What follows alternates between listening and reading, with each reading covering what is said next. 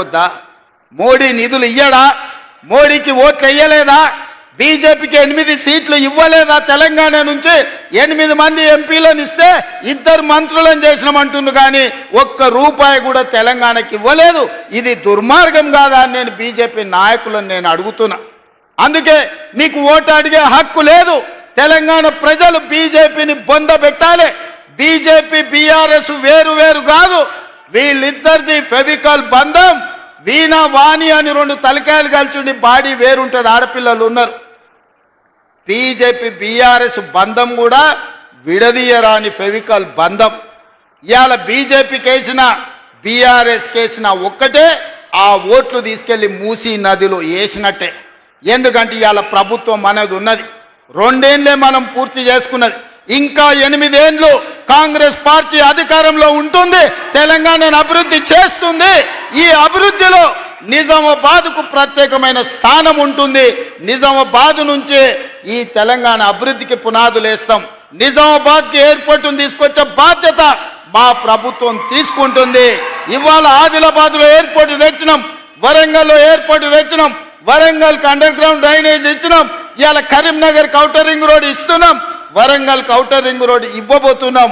ఇవన్నీ పథకాలు జరిగినాయంటే కాంగ్రెస్ పార్టీ అధికారంలో ఉంది కాబట్టే ఇవాళ పేదలకు న్యాయం జరిగింది. అదేవిధంగా టీఆర్ఎస్ వాళ్ళు అంటూరు ఏం చేసిరని నేను చెప్పదలుచుకున్న, రాసుకోండి. కేసీఆర్ ఫామ్ హౌస్లో ఖాళీగానే ఉంటే పెన్ను పేపర్ తీసుకొని రాసుకో. నువ్వు 10 ఏళ్లల్లా ఒక్క రేషన్ కార్డు కూడా ఇయ్యలే. ఉత్తమ్ కుమార్ రెడ్డి నాయకత్వంలో లక్షలాది మంది పేదలకు రేషన్ కార్డులు ఇచ్చి ఇవాళ 3,17,00,000 మందికి ఇవాళ సన్న బియ్యం ప్రతి మనిషికి 6 కిలోల చొప్పున ప్రతి పేదవాడికి ఆ రేషన్ కార్డులతో పాటు సన్న బియ్యం అందిస్తున్నాం. మా అక్కలు ఇక్కడనే ఉన్నారు సాక్షిగా. సన్న బియ్యం మేము ఇస్తున్నాం. ఆయల్ల దొడ్డు బియ్యం ఇస్తే బర్లకు పెట్టేటోళ్ళు, లేకపోతే రేషన్ షాప్ ఉంటే అక్కడి నుంచి అక్కడనే అమ్మేది. ఇవాళ మా అక్కలు సన్న బియ్యం వాళ్ళు తినడమే కాదు, సంటి పిల్లలకి ఇవాళ వండి బుక్కెడు బువ్వ ఆడబిడ్డలు పెట్టుకుంటున్నారంటే మేమిచ్చిన సన్న బియ్యం కాదా? అదేవిధంగా ఆయల్ల భూమి ఉన్నోనికి, వ్యవసాయం ఉన్నోనికే ఉచిత కరెంటు ఉండే. పట్టణాలలో పేదోళ్లకు ఉచిత కరెంటు లేదు. అందుకే పాదయాత్ర సందర్భంగా పేదలు నా దృష్టికి తెస్తే ఇవాళ పేదవాళ్ళ ఇళ్లకు 200 యూనిట్లు ఉచిత కరెంటు, 50 లక్షల కుటుంబాలు ఇవాళ ఉచిత కరెంటును ఇవాళ లబ్ధి పొందుతున్నారు. 50 లక్షల పైగా 500 రూపాయలకే సిలిండర్ ఇవాళ పేదవాళ్ళ ఇండ్లకు మనం చేరవేసినాం.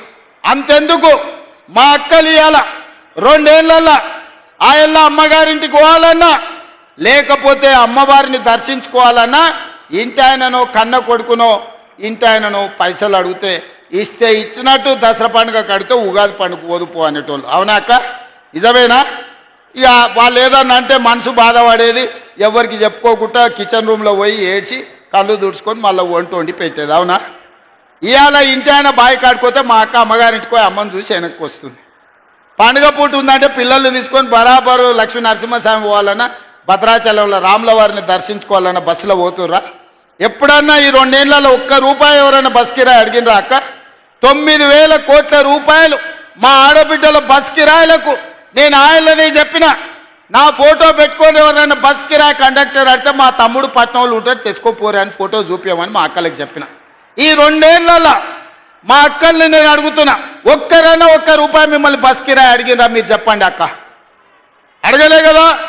ఇది కేసీఆర్ మేము ఆడబిడ్డలకు 9,000 కోట్ల రూపాయలు బస్సుల ఉచిత ప్రయాణానికి మా ప్రభుత్వం కట్టింది. పొన్నం ప్రభాకర్కు ఇవాళ మా ప్రభుత్వం తరఫున 9,000 కోట్లు చెల్లించినాం. ఇదే కాదు, బస్సులో ఉచిత ప్రయాణమే కాదు, 1000 బస్సులు మా స్వయం సహాయక సంఘాలకు కొనిపించి బస్సుల యజమానులను ఇవాళ మా ఆడబిడ్డల్ని చేసినాం. సోలార్ పవర్ విద్యుత్ ఉత్పత్తి అదాని అంబానీలు కాదు, మా ఆడబిడ్డలకు 1000 మెగావాట్లు ఇవాళ వాళ్ళకు వ్యాపారాన్ని అప్పజెప్పినాం. హైటెక్ సిటీ పక్కన మైక్రోసాఫ్ట్, ఇన్ఫోసిస్, విప్రో లాంటి కంపెనీలే కాదు, ఇవాళ 3.5 ఎకరాలు 100 కోట్ల రూపాయల భూమి, 150 షాపులు వాళ్ళు ఉత్పత్తి చేసిన వస్తువులు అమ్మనికే శిల్పారామం పక్కన మా ఆడబిడ్డలకు ఇచ్చినాం. రైతులకు రైతు బోనస్ ఇచ్చినాం, రైతులకు రైతు రుణమాఫీ చేసినాం. ఆనాడు ఒరేసుకుంటే ఉరేసుకున్నట్టే అంటే ఈనాడు మీరు వరి వండించండి, సన్న వడ్లకు 500 రూపాయల బోనస్ ఇస్తామని దేశంలోనే ఈ 2 ఏళ్లలో ప్రతి సంవత్సరం అత్యధికంగా ఓట్లు పండించినాం. ప్రతి వాళ్లకు గిట్టుబాటు ధరతో పాటు 500 బోనస్ ఇచ్చినాం. అత్యధికంగా ఇవాళ లబ్ధి పొందిన జిల్లా నిజామాబాద్ జిల్లా.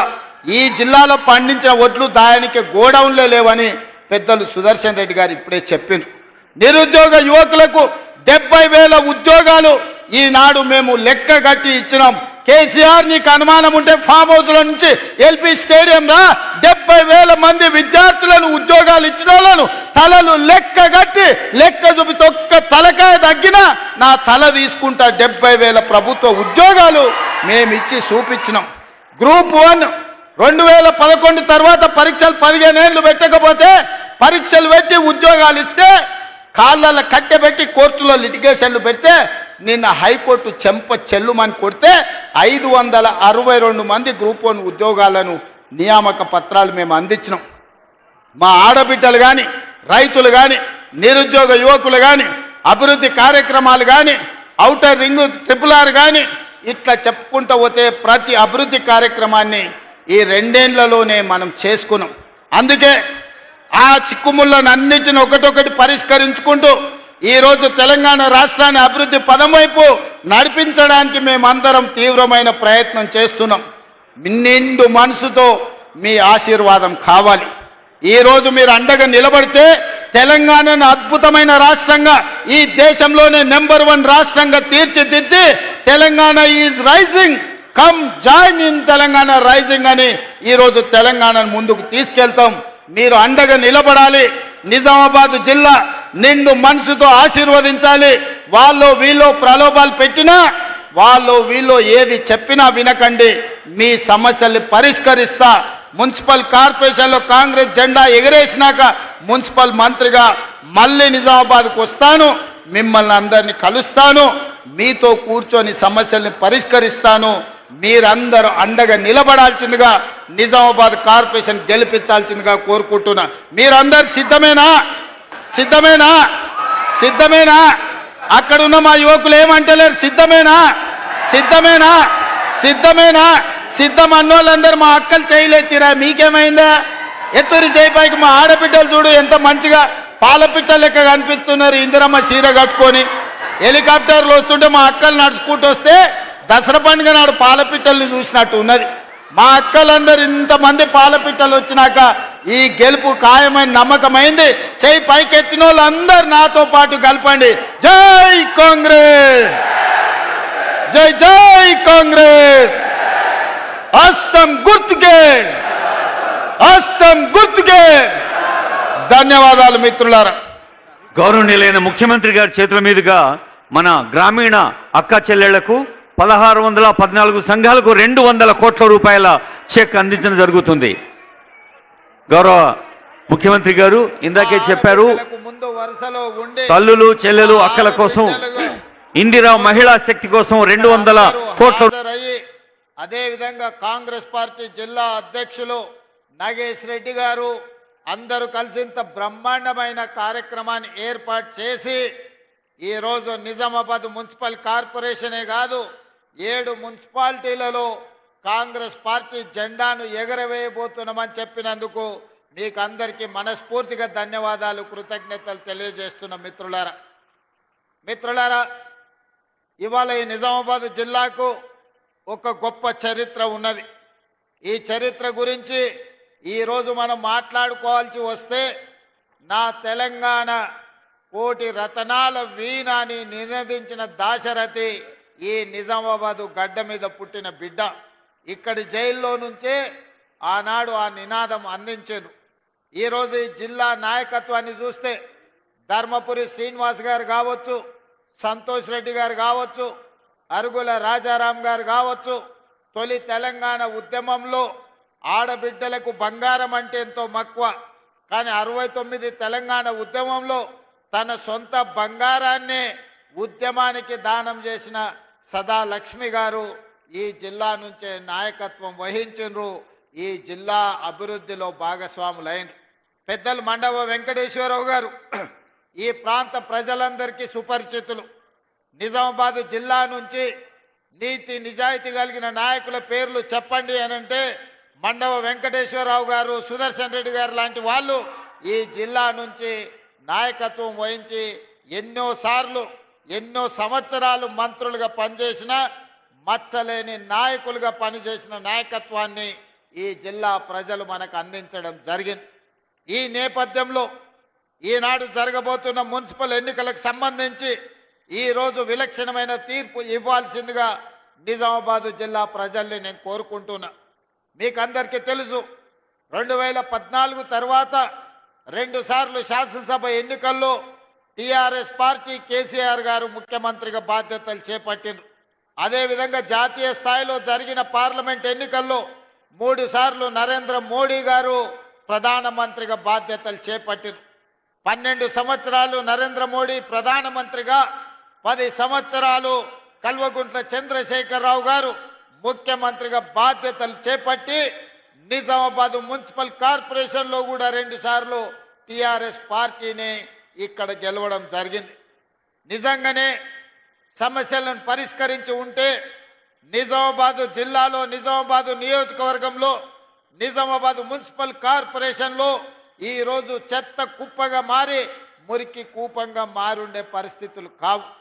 ఈ 12 ఏళ్లలో బీజేపీ, ఈ 10 సంవత్సరాలలో టీఆర్ఎస్ ఏ ఒక్క సమస్యను పరిష్కరించకపోగా ఇక్కడ ఉన్న సమస్యలు మరింత జటిలమైనవి. అందుకే ఈనాడు నిజామాబాద్ జిల్లా ప్రజలకు నేను గుర్తు చేయదలుచుకున్నా, నిజామాబాద్ జిల్లా అంటే వ్యవసాయానికి మారు పేరు. అంకాపూర్ చికెన్ దేశంలోనికే ఒక ప్రఖ్యాతి గాంచింది. ఇవాళ పసుపు, నిజామాబాద్ పసుపు బంగారంతో పోటీ పడుతుంది. ఆయల్లో ఒక క్వింటాల్ నిజామాబాద్ పసుపు దాదాపుగా 4 బంగారం కొనుక్కునే ప్రజాక్షేత్రంలో ఉండి ప్రజలకు అందుబాటులో ఉండే ఎన్నికలకు సంబంధించి ఈరోజు విలక్షణమైన తీర్పు ఇవ్వాల్సిందిగా నిజామాబాద్ జిల్లా ప్రజల్ని నేను కోరుకుంటున్నా. మీకు అందరికీ తెలుసు, 2014 తర్వాత 2 సార్లు శాసనసభ ఎన్నికల్లో టీఆర్ఎస్ పార్టీ కేసీఆర్ గారు ముఖ్యమంత్రిగా బాధ్యతలు చేపట్టిండ్రు. అదేవిధంగా జాతీయ స్థాయిలో జరిగిన పార్లమెంట్ ఎన్నికల్లో